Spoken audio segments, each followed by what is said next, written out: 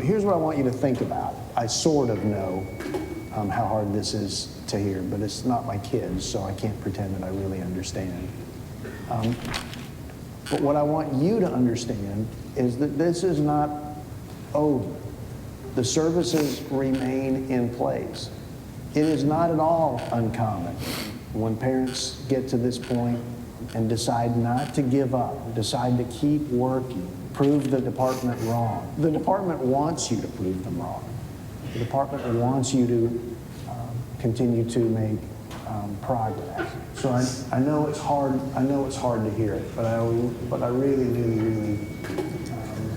want you to not give up on your family. Spain, are you? I'm in Madrid. Madrid is Oh, Spain. in Madrid, of course. Right. And I'm sad to say I've not been to Madrid. I've been to Spain, and I've been more north. I see. To San That other, Sebastian, maybe? you know, that other city. What? Oh, you mean the wonderful Barcelona? Sí, yes, Barcelona. It's beautiful. It's a beautiful place. I honeymooned there. Yeah, like nearby. Oh, really? Yeah, That's I had nice. my honeymoon in Spain. Yeah. So, There you go. Sadly, my marriage didn't last, but my love for Spain continues strong and healthy. So that's good. That's wonderful. It's very nice up there. It's very nice. And I would love to come back and see Madrid. I mean, I would love that. Is that where you call home?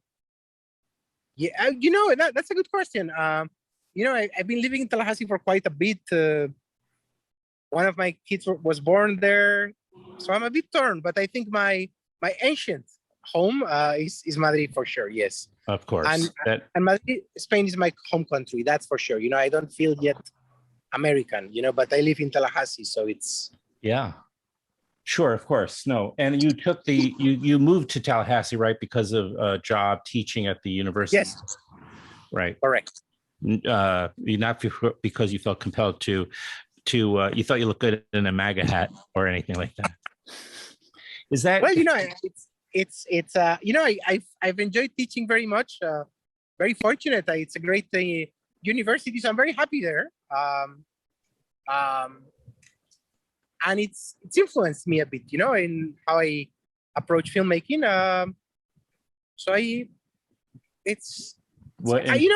And you get used to things in the US. I know when you're in the US. Fast food? No, food, no.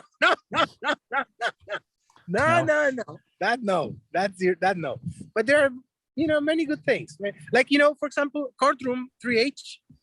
I'm not sure that movie would be possible in Spain, Yeah. Well, first of all, is that sort of an example of how filmmaking has impacted what you just said, like living in Florida, in Tallahassee, has affected your way of thinking about filmmaking? You just sort of suggested that. So as in the sense that certain projects you never be able to do that is that like an example? It's a very interesting question. Like, I've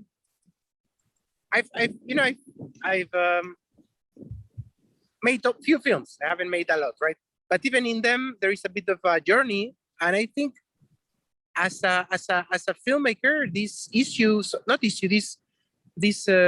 certainty that you're a stranger. No, I think my first film, I was very aware I was a stranger. In Life and Nothing More, I was aware of being a stranger, but also I was part of the community. And I think in Courtroom 3H, I was more aware of being more part of, so I think this whole sense of belonging, and in a way that justifying a bit your journey into making one of these films is important. Like, like the movie I'm trying to do now is as much as it is about the story as it is about my reconnection to the city and me discovering this place, Spain, basically, I'm saying, or Madrid. So I think for me that if you ask me tomorrow, would you make a movie, I don't know, in Mexico City? I don't know if I don't have a link with the city, the link can change, but for all I can say is that link for me has been growing and growing and growing. And that perhaps is part of being abroad for so long and trying to find reason to keep making movies, right? Mhm. Well, tell me how well, the Courtroom 3H, which is the new documentary, which is your new film, is a fly on the wall look at, I guess you could say verite documentary. That's as verite as you can get, by the way. I mean, you're essentially just like a seat in the courtroom as a viewer of this documentary where you're watching at the Tallahassee Unified Family Court, right? Where the aim is for the try to, well, I guess number one is look out for the safety of the children in these families, whether it's through somehow coming up with a strategy to unify the family, to get them back together in a healthy way, or whatever you have to do. I mean, there might be they may have to be adopted on the other end of the spectrum, right? So this is Tallahassee. You teach in Tallahassee. So what's the bridge there? How did you find this story? Well, yeah. That was just a little bit background for everybody. Exhibition. Yeah. No, thank you. Life and Nothing More was a movie set in Tallahassee that, in a way, the justice system was part of the plot, let's say, but it was not the central theme of the film. Life and Nothing More also aimed to depict, a particular family which was struggling, a little bit, and the strong backbone of the mother in the family who keeps the family together. Correct. And maybe this is very important. The backbone of keeping the family together. It's a family that could drift apart, and what keeps them together. No, and I think this is actually the central idea of this, not of the court, but of the people attending this court. Right? They are in a situation of peril. Let's say, of they could be separated, and I felt that if the legal institution in Life and Nothing More was an element of plot, but I thought there was much more to discover. Mm-hmm. So in a way, it's a natural next step in the storytelling. Correct. Yeah. It's like further digging into even, it's funny. No, it's not funny, but if you think of Life and Nothing More, or if I think of it as it's a sort of my understanding of part of the city, and this is my further understanding of some of the issues that are present in Life and Nothing More, but putting the focus just on those very issues in a courtroom, right? So trying to have the families that are in these processes show themselves, or invent or risk or do, explore their reactions, their witness their struggle. I thought it was interesting that you even had even though he's from South America, you had a Spanish speaking cast member, if you want to call it. No, that was as I in some of the movies we've made, I always insist in the idea of clashing with reality, let's say, finding reality and being surprised by it. And I think that case was the first trial we saw. Oh, really? It was, and it was quite an as you see in the movie, it's quite I mean, it's an amazing journey, for him to come here. I mean, it's really he has already performed before the trial a sort of miracle, by being able to come into the country. So it was quite astonishing, to tell you the truth. And I don't think it's quite conveyed in the movie, but even the state was very surprised that he was able to be there. It was like they thought it was going to be a trial without him. That was very, and it was also for me very revelatory of the Sorry, I lost you. It's okay.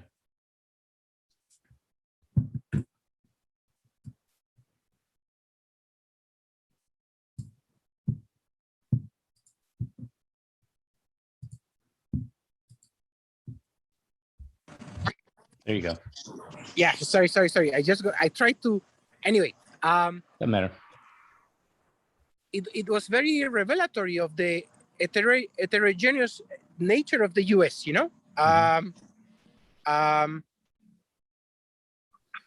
One of these things were this, I don't want to say happy accidents, but that by looking you find the nature, the real nature of things. So yeah, it was quite a case. No, it was quite a case that also we learned as it was unveiling. That what? That we also learned about as it was unveiling, right?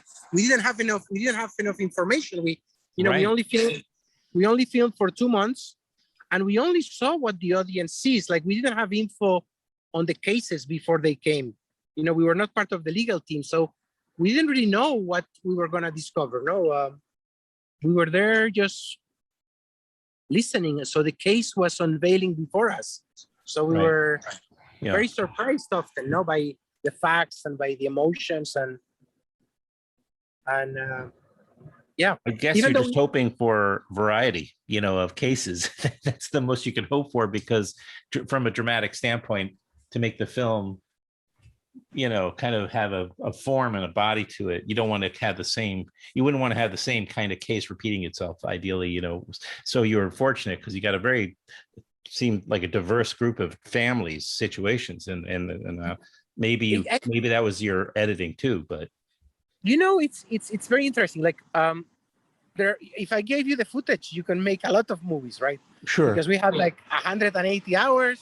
Yeah. There was no beginning or end, so it's and there are many films. I think this, the diversity, which is very present in the movie. But I think if you just sat one day in court, one of the days that they call them, I forgot the name, the docket days. The days that they see 40 people or 35 or.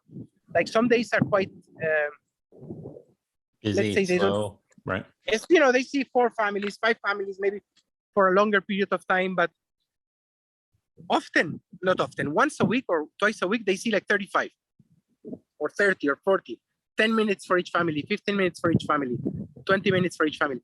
And for the judge, right? The teams have been watching them or meeting with them before, but those days, I mean, the range of cases you saw was very much like the movie. That was one of the things that I think we translated in the film, because I thought that was how to say a truthful portrayal of what's going on. Like, for example, the amount of grandparents that take care of children. The who is adopting kids often, what is how sometimes parents surrender the rights. There were so many issues that we discovered through the making of the film. I have to admit, one thing, this is not in your from a filmmaking standpoint, so this doesn't reflect on you or your filmmaking, trust me. But one thing that bothered me, and this is a good thing, you want people to react to your movie, right? So I couldn't quite. I started to wonder about the judge, because he had this prepared speech every time somebody volunteered to have their children adopted. Now, sometimes it was not necessarily a case where the parent had even a relationship with the baby or the child. So, it wasn't like they were going to experience loss, but it seemed almost, again, this is very subjective, Antonio. Yeah, it felt like the judge was like, rewarding and complimenting these people for being so brave and doing this thing. First of all, I don't think it's what they want to hear, actually. I actually feel like they, in many cases, not all, but in many cases, they're regretting it. This is their last option. And they, in a way, feel they should be punished for it. And I'm not saying that means you should punish them, but the judge, I don't think it's, I could be wrong, but it doesn't see, to me, it feels like that those words would not be feel like a salve to me if I, out of desperation, had to give up my child for adoption. No, you know, it's what you say is very interesting, right? Because also, I don't want to give too much away either, but I was thinking it's no, it's a no, big- no, no. yeah. Yeah, one it's a very good one of the things I learned, right? I learned, or I appreciated, or I, let's say, I discovered while making the movie was the fact that I thought, for me, the Judge Ostrom, was approaching his job from a very, I want to say, from a bit like, sometimes like a priest in a way, like a psychology, you know, like trying to. It's you know, I thought of it sometimes like, what words can you say at sometimes when the loss is enormous, no? And there's all sorts of examples for that. No? You say nothing, you say this, you say what you think is proper, and I think it's quite a dilemma, no? I was sometimes, when the first time the you know, he would say some phrases, I was very moved, no? Because I thought, wow, these are amazing words. And then I realized that it was a sort of formula that he repeated. And of course I said, well, maybe this is not so, you know, but then I thought of a priest, no, when they go to a home and they think, well, you know, and they repeat, and how sincere or not sincere, and what you need. Well, it's like, yeah, like politicians too, you know, they make these inspirational speeches and they have these comebacks, and then, you know, they sound so clever until you see they do it at every stop, the same shtick and everything. Correct. And it's even if you were to think of a politician, which I would agree is a bit, you know, even though sometimes they can be very inspiring, but yeah, I think if we remember that he's, you know, the judge is not like you and me, he's a public official. And in that, it's interesting to see at least for me, you know, to see the approach of a public institution where they try to approach the human nature of the, you know, rightly or wrongly, but the fact that we are a bit faulty. You know, in some interview, I don't think I explained myself well, but when I was making this film, I read a bit about robots to be able to impart justice, you know, and would that be a fairer, you know, I think that's even being considered now, no? In this search for, in this search for lack of subjectivity, right? Mm-hmm. Let's have robots.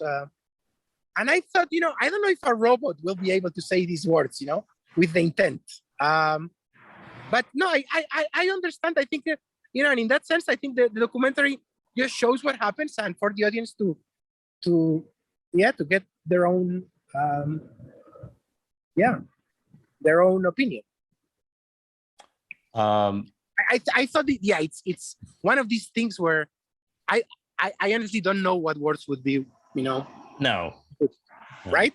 Right. No. Of course. One of the things that's now that is fascinating about at least for me, about some of this is if you were to have to decide, it would be very different. No, it's some of the cases are very different. No, are even, I know the audience, I don't have all the data, but you see the difficulty sometimes, no, in if you had to make the decision, no? So yeah, no, it's you know, remarkable. I mean, you know, to be it's, I don't know, you just realize that, like anything, you know, he makes his decisions, he, you know, and then you hope you're making the right decision. It's oh my God. That's and you know that there's got to be a few that are probably the wrong decision, but you do the best you can under the circumstances. And that's something he would tell me, you know, sometimes, like, you know, that, yeah, of course he's aware of mistakes he made, you know, so yeah, it's right. Yeah. Well, how did you get permission to do this in the first place?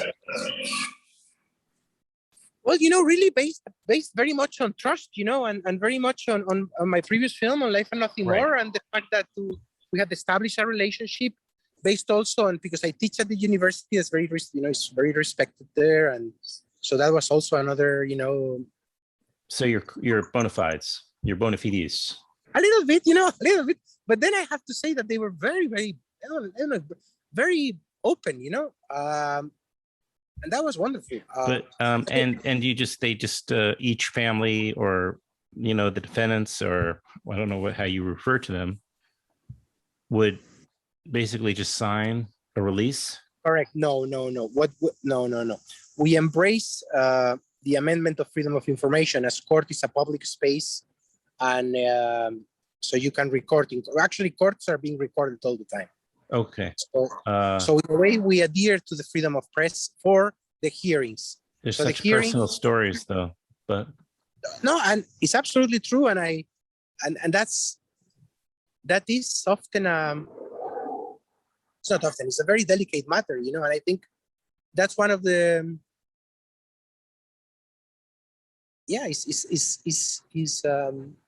it's another aspect of hesitancy, you know. But the truth is that is open.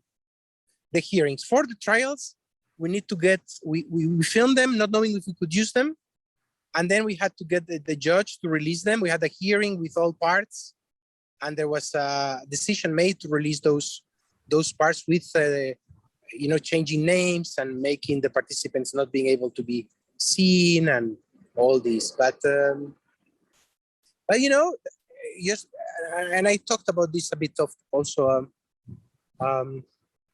You know, I don't know what's the right answer, right? Is the right answer, of course, to sign, but yeah, you're the judge. And you know, and did I do right or wrong? I don't know, to tell you the truth. You know? Well, do you think this film will have an educational distribution as well? I hope so. That's the hope. That's the hope. I think it's a movie really done. I don't want to say too, but. Well, it's hard to say that it's for entertainment value. That just doesn't make a lot. It's hard to see it as an entertaining film. Although, I mean, it's fascinating. Maybe is the right word, not so much entertaining to watch these. But you know, if you have any interest in, obviously, in the delicate nature of law and of you know, this type of matter, it's really essential viewing, that you know, because it will provoke a lot of conversation around. That's what I think, you know, and I think, you know, there is, when I said earlier on, no, the first thing I said, I don't know if a movie like this would be you know, possible in Europe. What I meant is, you know, sometimes in Europe there is a lot of speech of transparency, but I'm not sure it's truthful.